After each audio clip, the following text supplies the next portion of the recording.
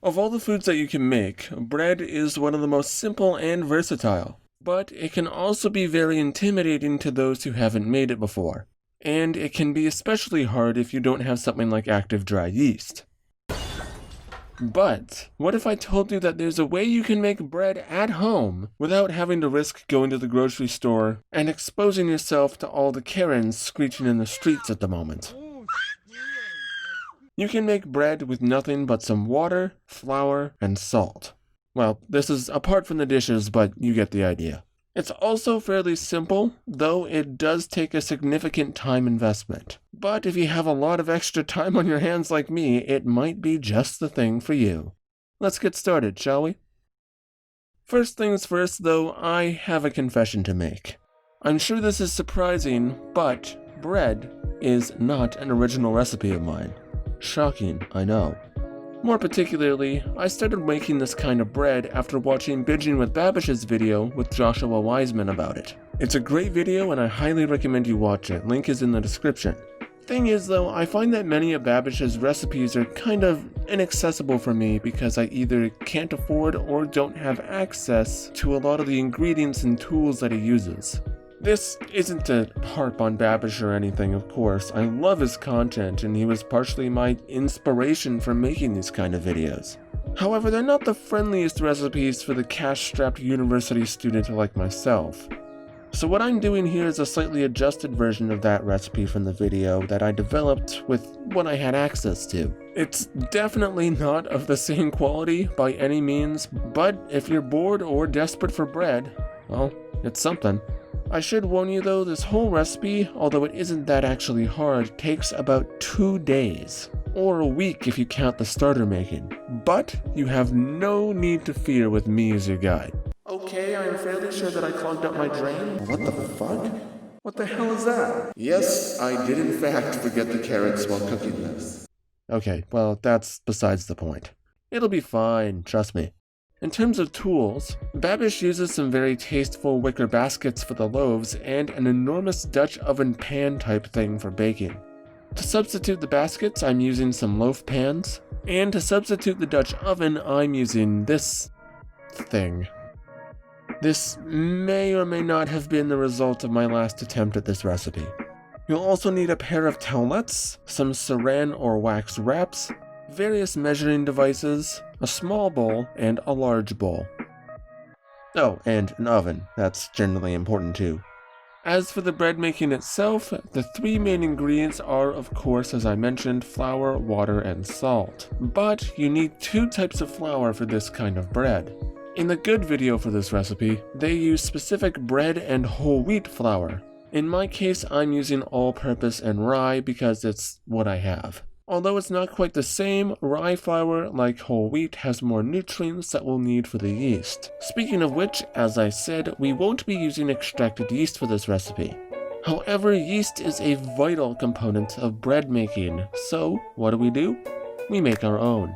To start out, find a container and an appropriate cover like a cloth, tinfoil, or plastic wrap. Something that won't entirely seal the container off, but it can still fit snugly.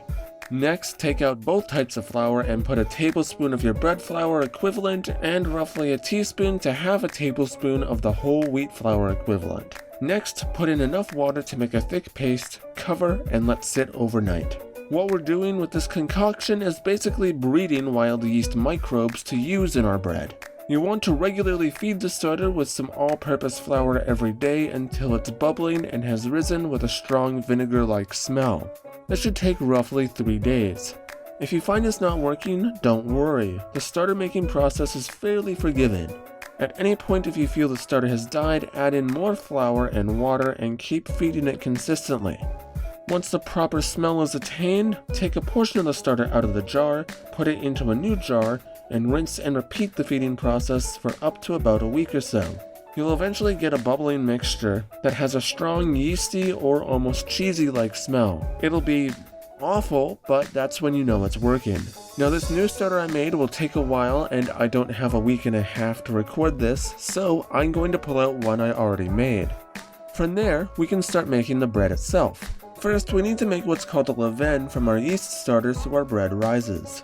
In a bowl, pour 35 grams or approximately 2 1/3 tablespoons of the starter and both types of flour. Follow this up with 70 grams or approximately 1/4 to 1/3 of a cup of water. Pour this mixture into a container, lightly cover it, and let it sit for 5 hours. While the yeast feasts, grab a nice large bowl and fill it with 810 grams or approximately 6 1/4 cups of flour, along with 90 grams or approximately 3/4 of a cup of your whole wheat equivalent flour. Mix the flours together and don't be a coward, do it by hand. Once mixed, pour in 600 milliliters or approximately 2.5 cups of warm water. 90 degrees is apparently the optimal temperature, but I don't have a thermometer, so I'm just guessing.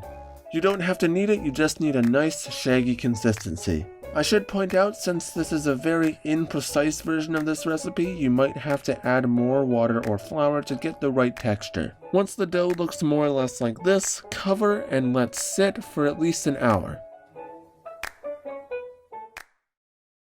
After things are done resting, slap the stinky thing into the doughy thing. Now's the point where if you have sensitive skin like me, I would advise some gloves. Although these things are practically solid gold thanks to COVID, you gotta at least use them for something. Besides, it's not like I go out anyways. Cover your fingers occasionally in water to prevent them from sticking to the dough, then proceed to spread out the leaven until it's as widespread as pointless YouTube drama. The other thing that you can also do that's helpful is to repeatedly poke and dimple the dough to incorporate the leaven better. Scoop the leaven and get it totally incorporated, and once that's done, it's time to beat the dough like it owes you money. Hold the bowl and whack away for 2 minutes. The males among the audience should be well versed with this. You want to put your hand in a sort of scoop and almost half scoop the dough around until it starts to smoothen out and become sticky without breaking. Once you've thoroughly whacked off for 2 minutes, cover for 20 minutes and let rest. In the meantime, combine 18 grams or just a little over a tablespoon of salt with about as much or a little more warm water. Dissolve the salt with some stirring, and once the bread is done resting, throw the salt water on in. Dimple and poke to incorporate and stir around till your dough is nice and wet but consistent throughout.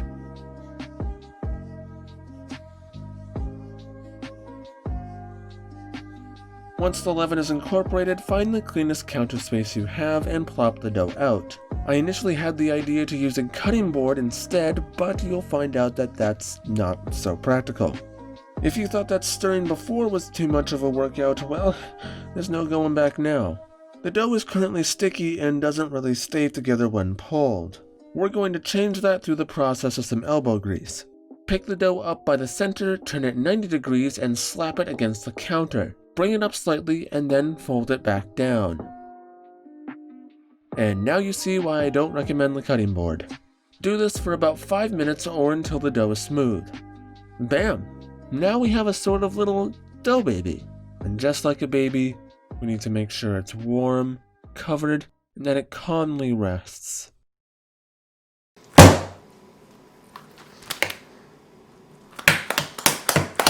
Cover the little bastard up for about 15 minutes. This is just enough time to think way too hard about just how much stuff has happened this year.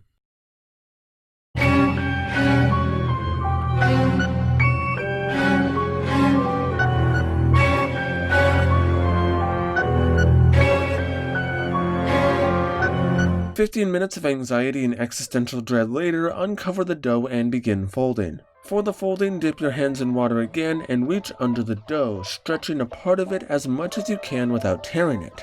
Fold this piece over to the other side of the bowl like so. You'll know you're on the right track if the dough is stretchy and smooth.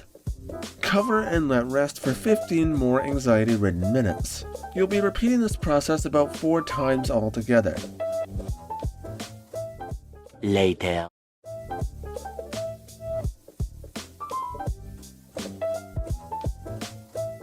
Much later.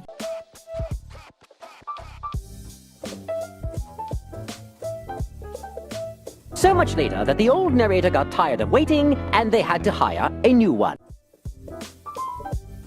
Once all the folding is completed, the dough is now ready to be formed into loaves.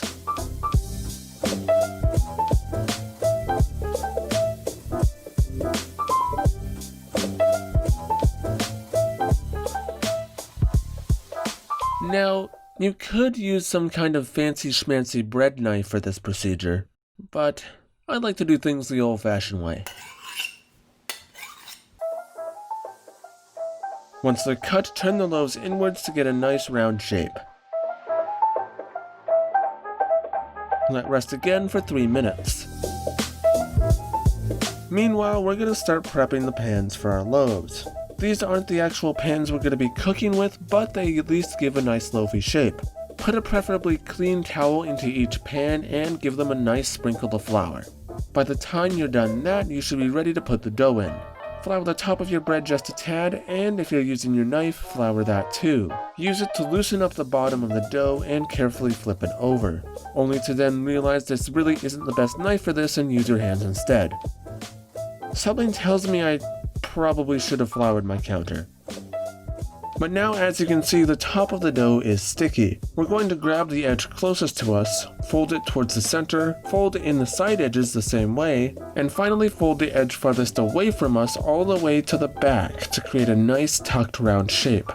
Immediately seal both sides out by sliding your bread knife or hand under. You now finally have an almost sort of loaf. Flour the top again just slightly, scoop, flip, and gently place in a loaf pan. Stitch the top shut if there's any stitching to be done. Lightly flour again, and I hope you have lots of flour because this still isn't the end of it. Lightly cover, ensuring that the dough doesn't stick to whatever you're covering with, and refrigerate overnight.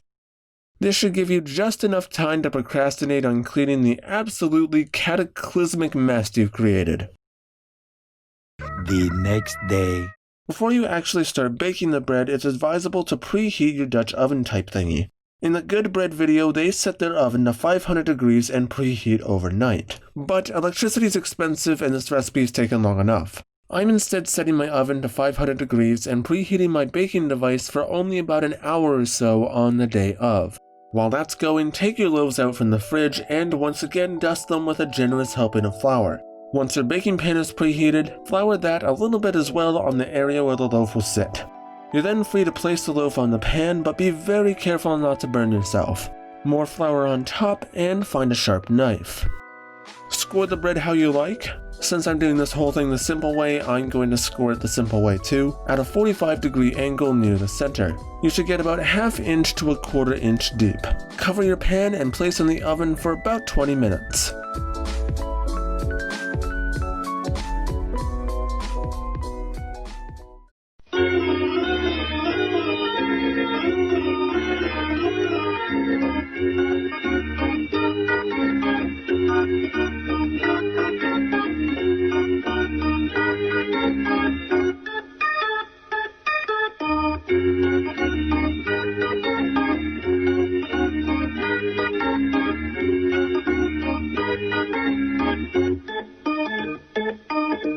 After these 20 minutes, take off the lid, lower the heat to 450, and bake until the crust is a nice deep brown color.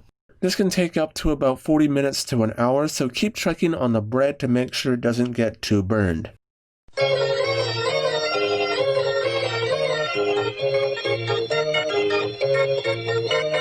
Once that's done, place on a cooling rack for another hour and cook the other loaf in the meantime. For this loaf, I'm just trying a little experiment. I had some extra cloves lying around that I literally do nothing with, so I thought I'd test to see if they add any flavor. But otherwise, just rinse and repeat.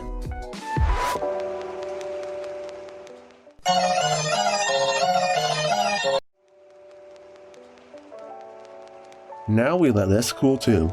It's taken almost 2 days, but they're finally done. 2 whole loaves of bread. They're, not exactly gourmet. In fact, I, might even describe these as like ghetto bread. Ghetto, get it? No, it's like, whatever. Point is, even if they're weird, they still function as bread. Hopefully. Let's cut in and see what happens.